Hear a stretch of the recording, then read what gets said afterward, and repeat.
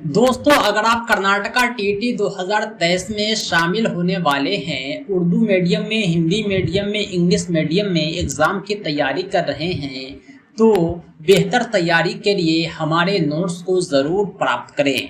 हमारे notes Urdu, Hindi, English तीनों language में अलग अलग तैयार किए गए हैं और पूर्णतः पाठ्यक्रम आधारित हैं। हमारे नोट्स को पीडीएफ की शक्ल में आप अपने व्हाट्सएप पर प्राप्त कर सकते हैं। हमारे नोट्स को प्राप्त करने के लिए संपर्क करें 7631314948 पर। इस नंबर पर आप कॉल भी कर सकते हैं, व्हाट्सएप भी। आज की इस वीडियो में हम कर्नाटका टीटी 2017 के क्वेश्चन पेपर को लेकर आए हैं। 2017 के जनवरी माह में Karnataka TT paper 1 language 1 Hindi को आज की इस वीडियो में हम कवर करेंगे। अगर आप हिंदी मीडियम में कर्नाटका टीटी की तैयारी कर रहे हैं या आपका भाषा विषय हिंदी है तो यह वीडियो आपके लिए इम्पोर्टेंट है। हम अलग अलग वीडियो में अलग अलग सब्जेक्ट को कवर करेंगे, इसलिए आप हमारे चैनल को जरूर सब्सक्राइब करें। हमारे इस प्रीवियस ईयर सॉल्यूशन का पीडीएफ हमारे नोट्स में भी इंक्लूड है, जिसे आप हमसे संपर्क करके प्राप्त कर सकते हैं। आइए हम शुरू करते हैं Karnataka TT 2017 paper 1 language 1 Hindi के सॉल्यूशन के साथ। कर्नाटका टीटी 2017 में जो लैंग्वेज 1 हिंदी पूछा गया था पेपर 1 में, उसमें सबसे पहले प्रश्न संख्या 1 से 7 तक पद्यांश आधारित प्रश्न थे। एक पद्यांश है जिसे आपको पढ़ना है और पढ़कर ही प्रश्नों के उत्तर देने हैं। आइए मैं आपको एक बार पढ़कर सुनाता हूँ, समझाता हूँ, उसके बाद हम प्रश्नों को देखेंगे ताकि आपको कंफ्यूजन न हो, प्रश्नों को आप आसानी से अंडरस्टैंड कर पाएं।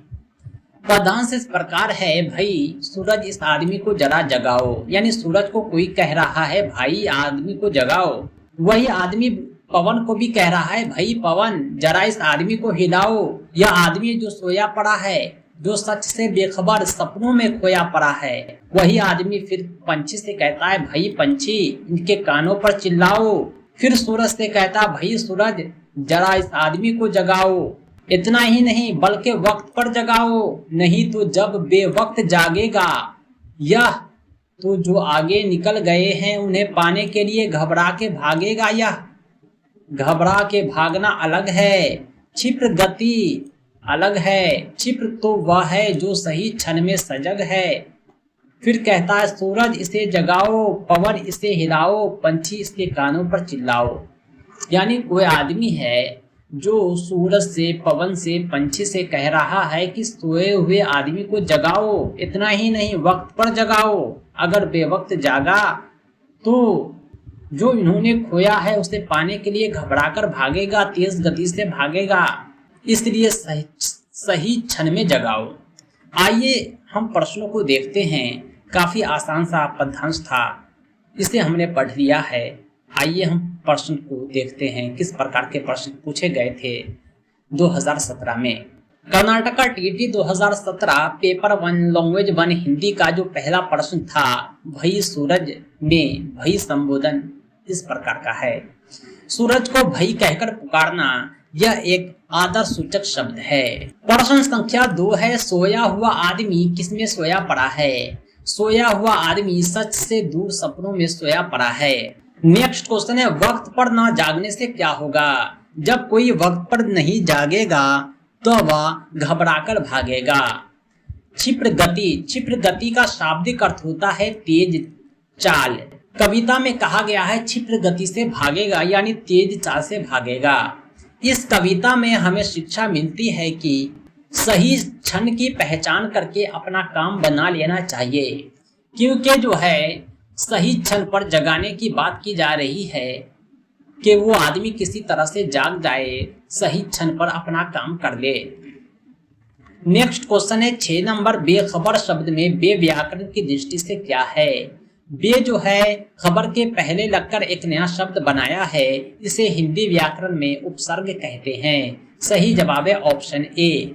नेक्स्ट क्वेश्चन है, सपनों में खोया पड़ा है, इस वाक्य में रेखांकित शब्द क्या है? ये जो में है रेखांकित शब्द, इसे अधिकरण कारक कहते हैं। कारक कई प्रकार के होते हैं, सबका अपना अपना विभक्ति चिन्ह होता है। अधिकरण कारक का विभक्ति चिन्ह में या पर होता है। किसी भी शब्द में वाक्य में पर आए तो वो अधिकरण कारक हो सकता है, में आए वो भी अधिकरण कारक हो सकता है। यहाँ सपनों में खोया पड़ा है अधिकरण कारक को बतलाता है। दोस्तों ये थे प्रथम 7 प्रश्न Karnataka TT 2017 paper 1 language 1 Hindi में। जो अगले प्रश्न पूछे गए थे वो पद्यांश नहीं बल्कि गद्यांश आधारित थे, यानी एक पद्यांश एक गद्यांश हर बार पूछा जाता है। आइए इस गद्यांश को हम पढ़ते हैं, उसके बाद पूछे गए प्रश्नों को सॉल्व करते हैं। पार्वती पिता के साथ जो मायके आई तो ससुराल का नाम भी जुबान पर नहीं लाई। जवान हुई लेकिन गांव को पता भी न चला कि वे कब अधिकर हो गई। माता पिता जवान होने तक न रहे थे। बड़े भाई राम रथ ने माँ बाप का अभाव खटकने न दिया।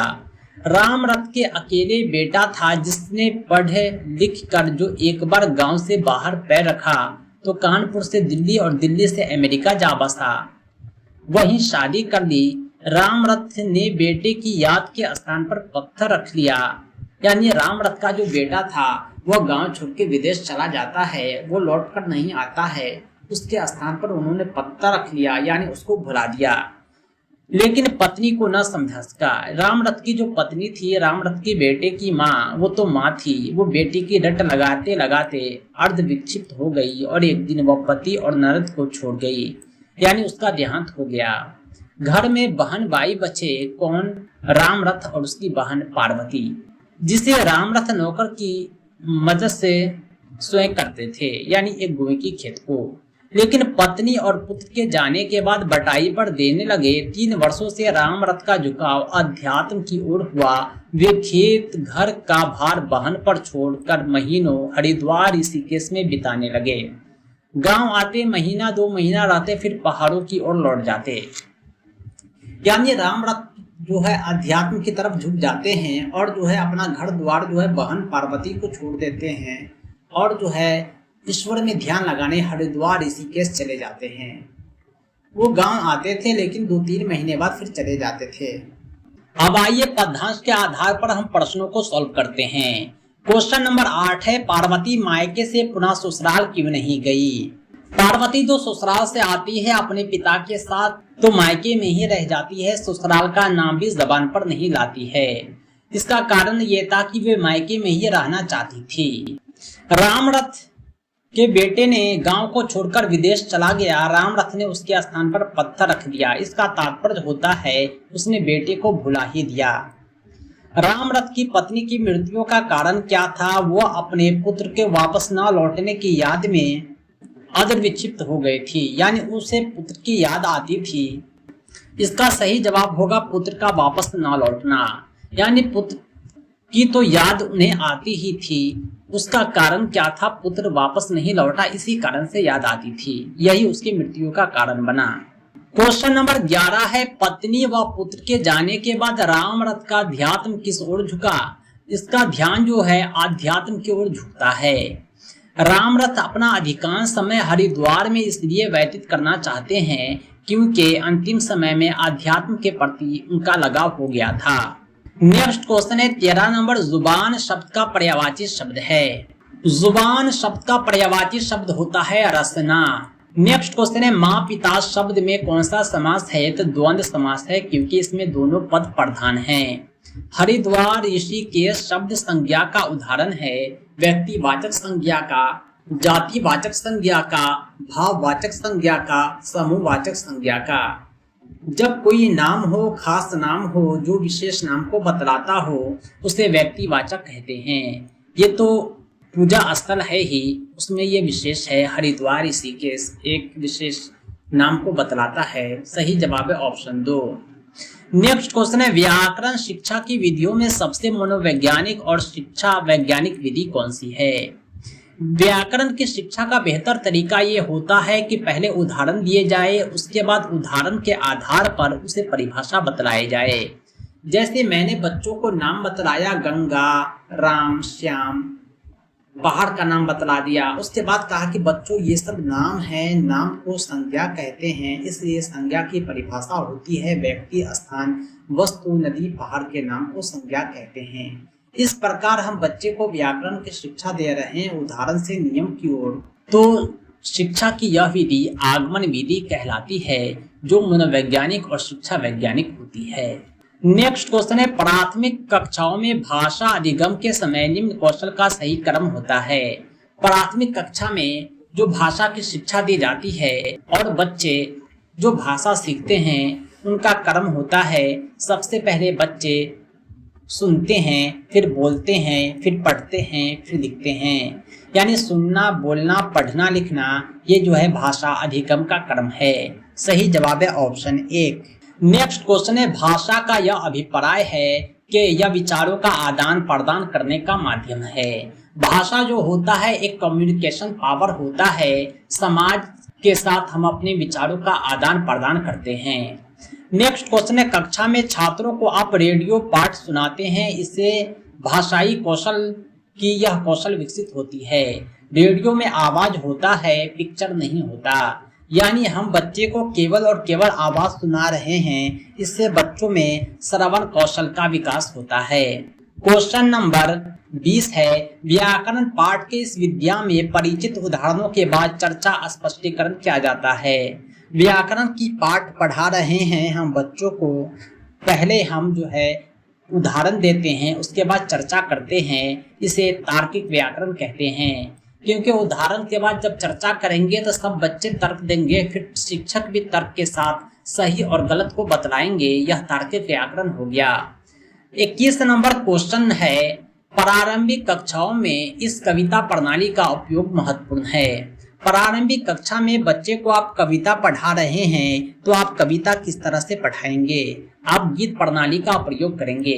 कविता में कवि ने क्या लिखा है उसे समझाने की आवश्यकता नहीं है, आप गीत प्रणाली का प्रयोग करके लयात्मक तरीके से बच्चे को कविता पढ़ाएंगे, वो काफी जो है आनंद पूर्वक पढ़ेंगे।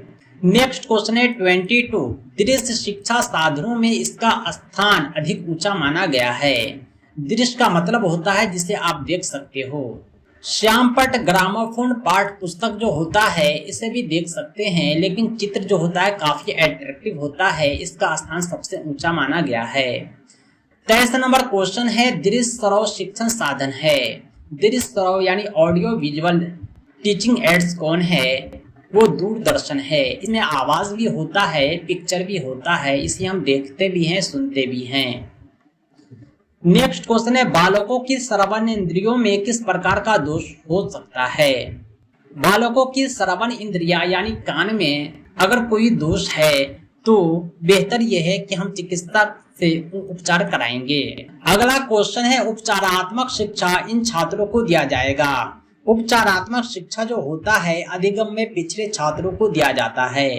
जो शारीरिक दोष वाले छात्र होते हैं उन्हें विशेष शिक्षा दिया जाता है। जो कमजोर बालक हैं, अधिगम में पिछड़े हैं, उनके लिए उपचारात्मक शिक्षा दिया जाता है, क्योंकि हम उनका उपचार करते हैं, उनकी कमियों को दूर करते हैं। 26 नंबर क्वेश्चन है, भाषा अधिगम की प्रक्रिया इस प्रकार की परिवेश में घटित होती है। भाषा अधिगम की प्रक्रिया जो होती है औपचारिक और अनौपचारिक दोनों परिवेश में घटित होती है। नेक्स्ट क्वेश्चन है, लेखन का प्रकार नहीं है। आलेख एक लेखन का प्रकार है, सुरती लेख, प्रतिलेख भी लेखन का प्रकार है। जो पत्र पत्रिका में प्रकाशित लेख होता है उसे आलेख कहते हैं।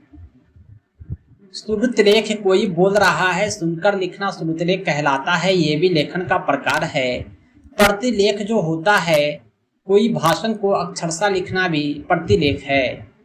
यानी ये तीनों जो है लेखन के प्रकार हैं, जबकि सुलेख का संबंध लेखन की सुंदरता से है, या लेखन का कोई प्रकार नहीं है। अगला क्वेश्चन है, चित्रपट इस प्रकार का शिक्षण साधन है। चित्रपट में जो होता है केवल चित्र होता है, इसमें कोई शब्द नहीं होता, इसलिए यह अशाब्दिक शिक्षण साधन है।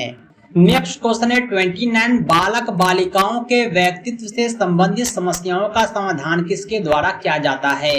बालक बालिकाओं के व्यक्तित्व से संबंधित कोई समस्या है तो हम उसका अवलोकन करेंगे, उससे पहचानेंगे, उसके बाद उसकी समस्या का समाधान करेंगे। इसलिए सतत और व्यापक मूल्यांकन आवश्यक है, क्योंकि अवलोकन द्वारा ही हम समस्याओं को पहचानते हैं और उसका समाधान करते हैं। सही जवाब है ऑप्शन 4। आखिरी क्वेश्चन है 30 नंबर। बालक भाषा पर अधिकार प्राप्त करने के लिए किसकी आवश्यकता होती है? अगर हम बालक की भाषा पर अधिकार प्राप्त करना चाहते हैं तो घरेलू भाषा की आवश्यकता होती है, क्योंकि घरेलू भाषा को बच्चे काफी सहजता पूर्वक ग्रहण करते हैं, बोल पाते हैं, सीख पाते हैं, समझ पाते हैं। इसलिए हम घरेलू भाषा का प्रयोग करके ही बालक की भाषा पर अधिकार प्राप्त कर पाएंगे। दोस्तों, ये थे Karnataka TT 2017 paper 1 language 1 Hindi में पूछे गए प्रश्न। कर्नाटका टीटी के प्रीवियस ईयर सॉल्यूशन को प्राप्त करने के लिए आप हमसे संपर्क करें 7631314948। हमारे पास कर्नाटका टेट का Urdu medium, Hindi medium, English medium complete notes available है और प्रीवियस ईयर सॉल्यूशन भी तीनों भाषाओं में अवेलेबल है। इसे आप प्राप्त करके बेहतर तैयारी कर सकते हैं और अपनी सफलता सुनिश्चित कर सकते हैं। दोस्तों, आज के लिए इतना ही। हम फिर मिलते हैं बहुत जल्द नेक्स्ट क्लास में नेक्स्ट वीडियो के साथ। तब तक के लिए थैंक्स फॉर वॉचिंग।